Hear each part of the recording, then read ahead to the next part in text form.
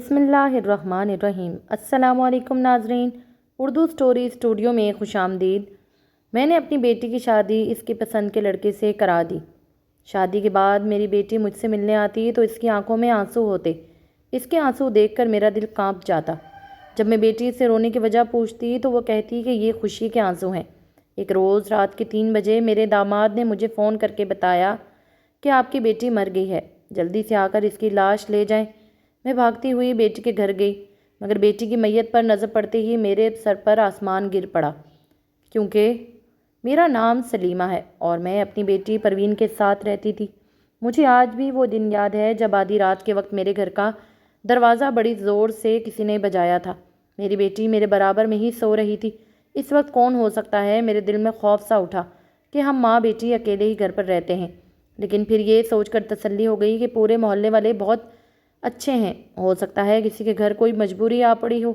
میں اٹھ کر بیٹھ گئی۔ سردیوں کی راتیں تھیں اور مہینہ بھی جنوری کا تھا۔ اس وقت رضائی سے باہر نکل کر جانا میرے لیے مشکل ہو رہا تھا۔ دروازہ پھر سے زور سے کھٹکا۔ میں نے بمشکل رضائی سے خود کو باہر نکالا اور گرم شال سے خود کو لپیٹ لیا۔ میری بیٹی کہنے لگی، امی میں بھی آپ کے ساتھ چلتی ہوں۔ میں نے اپنی بیٹی کو باہر آنے سے منع کیا اور خود کمرے سے باہر آ گئی۔ صحن میں بالکل اندھیرا تھا۔ میں نے ایک چھوٹا سا بلب روشن کیا اور تیز قدم اٹھاتی ہوئی باہر کے مین دروازے کے پاس جا کر پہنچی۔ میں نے پوچھا کون ہے تو ایک شخص نے کہا کہ میری ماں کا انتقال ہو گیا ہے، مجھے اپنی والدہ کو غسل دلوانا ہے۔ میں نے سوچا کہ یہ کیسا عجیب شخص ہے، یہ کام تو وہ مجھ سے صبح بھی کروا سکتا تھا۔ میں نے دروازہ نہیں کھولا اور اسے کہا کہ یہ کون سا وقت ہے میت کو غسل دینے کا؟ صبح آنا۔ میری بات سن کر وہ شخص کہنے لگا، میری ماں کو ایک خطرناک مہلک بیماری تھی، اس لیے ان کے چہرے کی رنگت بدلنے لگی ہے۔ آپ میری والدہ کو غسل دے دیں، میں انہیں جلدی دفنانا چاہتا ہوں۔ میں مردوں کو غسل دینے کا کام کرتی تھی، لیکن میرے پاس یہ کام روز نہیں آتا تھا، لیکن اگر آتا بھی تو دن کے وقت ہی آتا تھا۔ اس سے پہلے رات کے اس پہر کسی نے مجھے میت غسل دینے کے لیے نہیں کہا تھا۔ میں نے دروازہ کھولا۔ سامنے کھڑا شخص 30 سال کا نوجوان تھا۔ چہرے پر بدحواسی چھائی ہوئی تھی اور پریشان بھی بہت لگ رہا تھا۔ میں نے کہا کہ تم صبح کا انتظار تو کر لیتے، لیکن وہ کہنے لگا، میری والدہ کو ایک مہلک بیماری تھی، اب ان کا چہرہ اور جسم سیاہ ہونے کے ساتھ ساتھ پیٹ بھی پھول رہا ہے، نہ جانے صبح تک ان کی کیا حالت ہو جائے۔ میں انہیں زیادہ دیر تک نہیں رکھ سکتا، آپ اگر انہیں غسل دیں تو میں ان کی تدفین بھی جلدی کروا دوں گا۔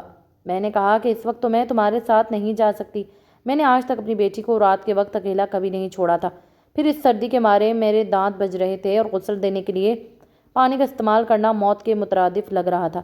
لیکن وہ شخص میری منت سماجت کرنے لگا، خدارا انکار مت کریں، صبح ہونے سے پہلے مجھے ہر حال میں اپنی والدہ کو دفنانا ہے، میں انہیں اتنی دیر ایسے نہیں رکھ سکتا، آپ میرے ساتھ چلیں، میں آپ کو اس وقت غسل دینے کے 10,000 روپے دوں گا۔ اس کی بات سن کر میں حیرت سے اسے دیکھنے لگی۔ مردہ عورتوں کو غسل دینے کا میرا خاندانی کام تھا۔ میں کم عمری سے ہی اپنی والدہ کے ساتھ مردہ عورتوں کو غسل دینے جاتی تھی۔ شادی کے بعد یہ کام جاری رکھا تھا، کیونکہ میرے شوہر کی اتنی اچھی آمدنی نہ تھی، اس لیے میں بہت جلدی پورے محلے میں اس کام کے لیے مشہور ہو گئی تھی۔ محلے میں جب بھی کسی عورت کا انتقال ہوتا لوگ مجھے ہی بلاتے تھے۔ وقت یوں ہی گزرنے لگا۔ جب میرا شوہر حیات تھا یہ کام میں بس یوں ہی کر دیا کرتی تھی، کیونکہ ہمارے محلے میں کوئی بھی غسل دینے والی عورت نہیں تھی، لیکن میں یہ کام آسانی سے کر لیتی تھی۔ میری والدہ نے بھی یہی کام کیا تھا اور میں شادی سے پہلے اپنی والدہ کے ساتھ مل کر مردہ عورتوں کو غسل دیا کرتی تھی، اس لیے میرا حوصلہ اس معاملے میں بہت زیادہ تھا۔ لیکن شوہر کی وفات کے بعد تو یہ کام جیسے میری مجبوری بن گئی تھی، کیونکہ شوہر کی وفات کے بعد گھر کے حالات بگڑتے چلے جا رہے تھے۔ میرے شوہر کے انتقال کو 2 سال بیت چکے تھے۔ میری بیٹی پروین اب 18 سال کی ہو چکی تھی اور وہ میری اکلوتی بیٹی تھی۔ بس ایک گھر میں ہی میرا اپنا ذاتی تھا، گھر کے اخراجات مجھے خود ہی اٹھانے پڑتے تھے۔ میرے کام کی نوعیت کچھ ایسی تھی کہ روز روز میرے پاس غسل دینے کا کام کم ہی آتا تھا، اور لوگ غسل دینے والوں کو دیتے ہی کیا تھے، مجھے پیسے بھی اتنے ہی ملتے تھے کہ میری ضروریات سے بے حد کم تھے، پر مجھے اس کے علاوہ کوئی دوسرا کام بھی نہیں آتا تھا۔ میری بیٹی 12ویں جماعت میں پڑھ رہی تھی اور اب وہ گھر میں ٹیوشن بھی پڑھا لیتی تھی۔ اس طرح ماں بیٹی کا گزر بسر ہو رہا تھا، اور اب 10,000 کا سن کر میں اس کے ساتھ جانے کے لیے تیار ہو گئی، کیونکہ میرا اب ذریعہ معاش یہی تھا۔ میں نے اس لڑکے کو انتظار کرنے کے لیے کہا اور اندر کمرے میں آ گئی۔ میری بیٹی پوچھنے لگی کہ اماں باہر کون آیا ہے؟ میں نے کہا کہ ایک نوجوان کی والدہ فوت ہو گئی ہے، وہ کہتا ہے کہ انہیں غسل دو، بیٹی کہنے لگی کہ رات کے اس پہر آپ کہاں اس نوجوان کے ساتھ جا رہی ہیں؟ میں اسے انکار کر دیں؟ میں نے کہا اگر میں انکار کر دیا تو وہ یہ کام کسی اور سے بھی کروا لے گا، اور تم جانتی ہو کہ ہمیں پیسوں کی کتنی ضرورت ہے۔ گھر کا سارا راشن ختم ہو چکا ہے اور وہ مجھے اس کام کے لیے 10,000 روپے دے رہا ہے۔ میں نے انکار کر دیا تو مجھے دوبارہ یہ موقع نہیں ملے گا۔ تم بس دروازہ اچھی طرح سے بند کر لو۔ میں نے گرم سویٹر پہنا، اس پر گرم شال اوڑھی اور اس نوجوان کے ساتھ چلی گئی۔ وہ مجھے اپنی گاڑی میں بٹھا کر لے گیا۔ جہاں اس کی گاڑی جا کر رکی وہاں بڑے بڑے گھر بنے ہوئے تھے۔ میں اس نوجوان کے ساتھ جب اس کے گھر میں داخل ہوئی، اس وقت اس کے گھر میں اس کی بیوی اور بچے بھی موجود تھے، جو کہ اس کی والدہ کے مرنے پر رو رہے تھے، لیکن ان کے علاوہ کوئی اور نہ تھا، نہ کوئی پڑوسی، نہ ہی کوئی رشتہ دار۔ اس نوجوان نے اپنی بیوی کو اشارہ کیا تو وہ مجھے میت والے کمرے میں لے گئی۔ وہاں پیچھے ایک گیلری نما جگہ بنی ہوئی تھی، جہاں انہوں نے کپڑے دھونے کی جگہ بنائی ہوئی تھی۔ میں وہیں سے غسل دینے لگی، لیکن میرے لیے حیران کن بات یہ تھی کہ اس عورت کا چہرہ نہ تو سیاہ ہو رہا تھا اور نہ ہی اس کا پیٹ پھول رہا تھا۔ اس کی بیوی نے مجھے پانی گرم کر کے دیا۔ میں نے اپنا کام مکمل کر لیا اور کمرے سے باہر آ گئی۔ اس نوجوان نے مجھے 10,000 روپے دیے، جو کہ ہمارے بیچ طے ہوئے تھے۔ میں 10,000 روپے دیکھ کر خوش ہو گئی، اور پھر اس نوجوان نے ایک پرچی اپنی جیب سے نکال کر مجھے دی اور کہا کہ اگر یہ پرچی آپ میری والدہ کے کفن کے ساتھ باندھ دیں تو میں آپ کو 50,000 روپے دوں گا۔ یہ سن کر حیرت سے میرا منہ کھلا کا کھلا رہ گیا۔ بس اتنے سے کام کے وہ مجھے 50,000 روپے دے رہا ہے، لیکن وہ پرچی کیا تھی؟ میں نے کہا اس پرچی میں کیا ہے جسے کفن سے باندھنے کے لیے تم اتنی بڑی رقم دے رہے ہو؟ پھر جو راز اس شخص نے مجھے کفن پر پرچی باندھنے کا بتایا، وہ سن کر میرا دماغ چکرا گیا۔ میں بے یقینی سے پھٹی پھٹی آنکھوں سے اس نوجوان کو دیکھ رہی تھی جس نے مجھے پر ایک عجیب و غریب انکشاف کیا تھا۔ میں نے کہا کہ مجھے تمہاری بات پر یقین نہیں ہے، تم جھوٹ بول رہے ہو، کیونکہ یہ سب باتیں تو اللہ تعالیٰ کے ہاتھ میں ہیں۔ وہ کہنے لگا کہ آپ میری بات کو آزما کر دیکھ لیں اور یہ بات ہر بار سچی ثابت ہوگی۔ میں نے اس پرچی میں ایک شخص کا نام لکھا ہے، ٹھیک 4 دن بعد آپ کو اس شخص کی موت کا خبر مل جائے گی۔ میں یہ عجیب سی کشمکش کا شکار ہو گئی تھی۔ وہ شخص اپنی زبان پر بھی قائم تھا۔ پیسوں کو دیکھ کر میں لالچ میں آ گئی۔ میں نے اس کے ہاتھ سے وہ پرچی لی اور اندر کمرے میں چلی گئی۔ اس کی والدہ کے کفن کے ساتھ میں نے وہ پرچی باندھ دی۔ جیسے ہی میں باہر آئی، اس شخص نے مجھے 50,000 روپے پکڑا دیے۔ میری آنکھیں ان 50,000 روپوں کو دیکھ کر چمک گئی۔ مجھے آج تک کسی نے میت کو نہلانے کے اتنے پیسے نہیں دیے تھے۔ اور پھر اس شخص نے مجھے میرے گھر چھوڑ آیا۔ جب میں گھر آئی تو میرا چہرہ خوشی سے دمک رہا تھا۔ میری بیٹی نے خوشی کی وجہ پوچھنے لگی۔ جب 60,000 دکھائے تو وہ مجھے حیرت سے دیکھ رہی تھی۔ کہنے لگی امی اتنے پیسے آپ کے پاس کہاں سے آئے ہیں؟ میں نے سب کچھ صاف صاف بتا دیا۔ میری بات سن کر اسے یقین نہ آیا۔ کہنے لگی کہ جو بات وہ کہہ رہا ہے یہ تو ممکن ہی نہیں ہے۔ میں نے کہا مجھے بھی اس کی بات کا اعتبار نہیں ہے، لیکن اس نے مجھے پیسوں اس کام کے لیے دیے ہیں جو بھی تھا۔ وہ پیسے میں نے سنبھال کے رکھ لیے، لیکن اس کے بعد تو جیسے میری قسمت ہی بدل گئی۔ 3 دن بعد وہ شخص آیا۔ اس کے چہرے پر اتنی خوشی تھی کہ چھپائی نہیں چھپ رہی تھی۔ مجھ سے کہنے لگا میرا کام ہو چکا ہے۔ میں نے حیرت سے اسے دیکھا۔ کہنے لگا میرے آفس کا باس جس نے میرا جینا حرام کر رکھا تھا، آج اس کے مرنے کی خبر سن کر سیدھا یہاں آیا ہوں۔ میں حیران اور پریشان تھی۔ وہ شخص یہ کہہ کر واپس چلا گیا۔ میں یہ سمجھی کہ یہ جھوٹ بول رہا ہے۔ پھر کچھ دن بعد میں نے ایک میت کو نہلایا اور ایک اور پرچی پر میں نے ایک لڑکی کا نام لکھ لیا جو میرے گاؤں میں ہی رہتی تھی۔ میری بیٹی کی ہم جماعت تھی۔ اس نے میری بیٹی کو پریشان کر رکھا تھا۔ وہ پڑھائی میں بھی بہت اچھی تھی، ہر بار پوزیشن لے لیتی تھی۔ میری بیٹی بھی بہت محنت کرتی تھی، لیکن وہ اس لڑکی کو ہرا نہیں پاتی تھی۔ اس لڑکی کا نام سائرہ تھا اور مجھے اس سے چڑ ہو گئی تھی۔ مجھے یہ لگتا تھا جیسے ہی وہ جان بوجھ کر میری بیٹی کو ہراتی ہے۔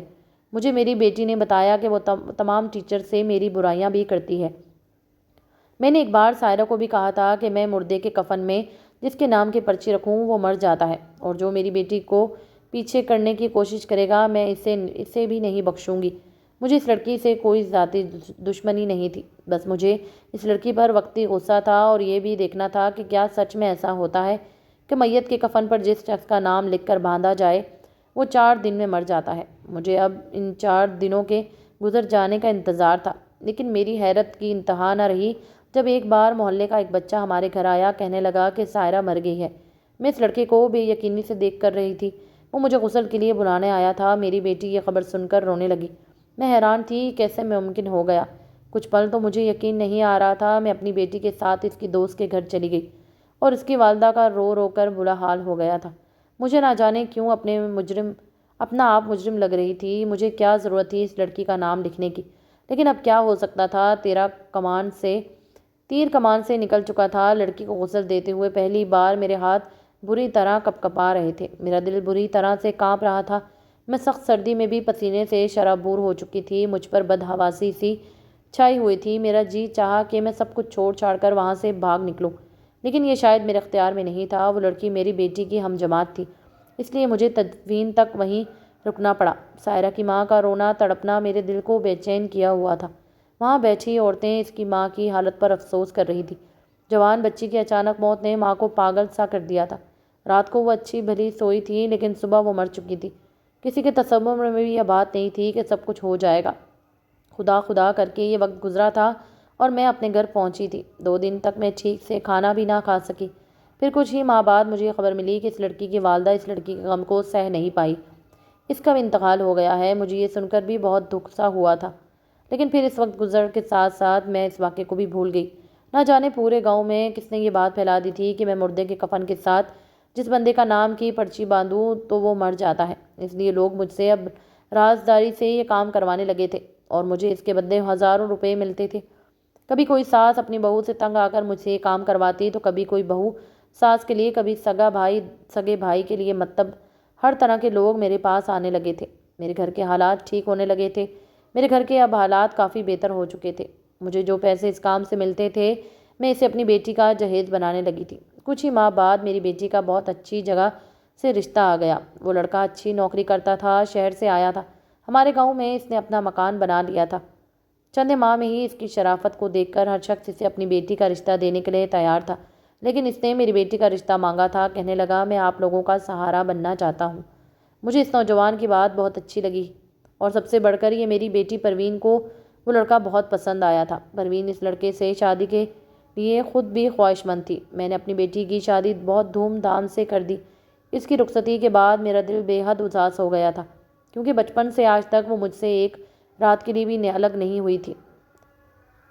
ہر بار میری آنکھیں نم ہو رہی تھی، لیکن جب میں نے اسے اگلے روز بے حد خوش دیکھا تو میرا دل پرسکون سا ہو گیا تھا۔ میرا داماد علی بہت اچھا تھا، میری بیٹی کے ساتھ میرا بھی بہت خیال رکھنے لگا تھا۔ ایک بار میں اپنی بیٹی سے ملنے اس کے گھر گئی تو وہ روتے ہوئے میرے گلے لگ گئی۔ میرا دل کانپ سا گیا۔ میں نے رونے کی وجہ پوچھی تو وہ کہنے لگی، یہ خوشی کے آنسو ہیں۔ میں نے سوچا بھی نہیں تھا کہ میری شادی علی جیسے بہت اچھے انسان سے ہوگی۔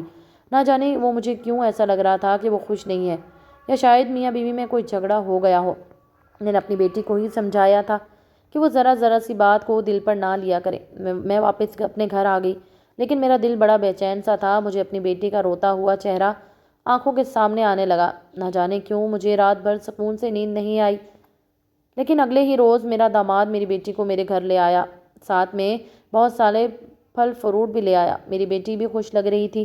میں نے جلدی سے کھانا بنایا۔ میرے داماد کا رویہ بالکل بیٹوں جیسا تھا۔ کھانے کے بعد وہ مجھ سے کہنے لگا کہ 2 دن سے آپ کی بیٹی مجھ سے ناراض ہے، کہتی ہے کہ میں اسے اپنے ساتھ شہر لے جاؤں۔ مجھے چند دنوں کے لیے شہر جانا ہے۔ میں تو چاہتا تھا کہ پروین آپ کے ساتھ ہی رہ لے گی، مگر یہ میرے ساتھ شہر جانا چاہتی ہے۔ میری بیٹی آج چپ چاپ اور اداس لگ رہی تھی، مگر مجھے اپنی بیٹی کی اداسی اور چپ رہنے کا سبب معلوم ہو چکا تھا۔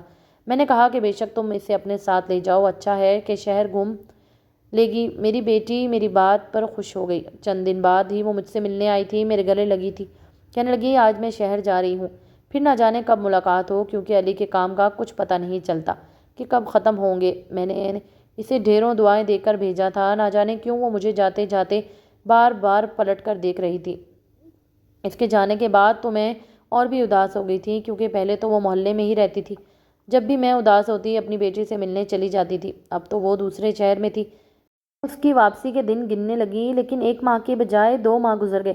میری بیٹی واپس نہیں آئی۔ ایک بار میری صبح آنکھ کھلی تو میرے گھر کے دروازے پر کوئی دستک دے رہا تھا۔ میں نے دروازہ کھولا تو ایک نوجوان تھا۔ کہنے لگا، اس کی بیوی کا انتقال ہو گیا ہے، اسے غسل کروانا ہے۔ میں اس کے گھر غسل دینے چلی گئی۔ اس کے سامنے گھر پر مردوں اور عورتوں کا بہت رش تھا، کیونکہ سبھی رشتہ دار اور محلے والے ملنے آ رہے تھے۔ پھر وہاں کی عورتیں کہنے لگی، میت کو غسل دے دو۔ میں جیسے ہی غسل دینے کے لیے جانے لگی، اسی وقت میرے سامنے ایک نقاب پوش نوجوان کھڑا ہو گیا۔ مجھ سے کہنے لگا کہ میں آپ کو ایک پرچی دوں گا اور وہ کفن میں باندھ دینا۔ میں نے کہا، تم ہو کون اور اپنا چہرہ کیوں چھپا رکھا ہے؟ تب وہ کہنے لگا، میرا چہرہ ایک حادثے میں جل گیا اور بری طرح سے جھلس چکا ہے۔ کوئی بھی میرا چہرہ دیکھتا ہے تو ڈر جاتا ہے، اس لیے میں اپنا چہرہ چھپا کر رکھتا ہوں۔ وہ پھر سے مجھے پرچی دے کر کہنے لگا، اسے کفن سے باندھ دو۔ میں نے کہا، میرے پیسے بہت زیادہ ہیں۔ وہ کہنے لگا، جانتا ہوں کہ اس نے اپنی جیب سے 2 لاکھ کا چیک نکال کر مجھے دے دیا۔ میں تو اس نوجوان کی شکل دیکھتی رہ گئی۔ اتنے زیادہ پیسے تو مجھے آج تک کسی نے نہیں دیے تھے۔ میں بہت خوش ہو گئی، اس شخص کی مطلوبہ پرچی لی اور کفن میں باندھ دی۔ 3 دن بعد رات کے وقت مجھے میرے داماد کا فون آنے لگا۔ میں نے فون اٹھایا تو وہ کہنے لگا، میری بیٹی مر گئی ہے۔ اس خبر سے تو میرے دماغ کی رگیں پھٹنے لگی۔ میں نے کہا، تم جھوٹ بول رہے ہو، ابھی دن تو میری بات ہوئی تھی اس سے فون پہ۔ تو وہ کہنے لگا، دن کو وہ بالکل ٹھیک تھی، لیکن رات کو اچانک اس کی طبیعت خراب ہوئی اور اب وہ مر چکی ہے۔ میں یہ سن کر فون ہی چھوڑ بیٹھی اور بے ہوش ہو گئی۔ مجھے بار بار غشی کے دورے پڑنے لگے۔ جب میرا داماد میری بیٹی کی میت لے کر گھر پہنچا تو بہت رو رہا تھا۔ میری خود کی بہت بری حالت تھی۔ جب میری بیٹی کی میت کو لے جانے لگے تو میں بلک بلک کے رو رہی تھی، لیکن وہ مجھے چھوڑ کر جا چکی تھی۔ میری چیخیں پورے محلے نے سنی۔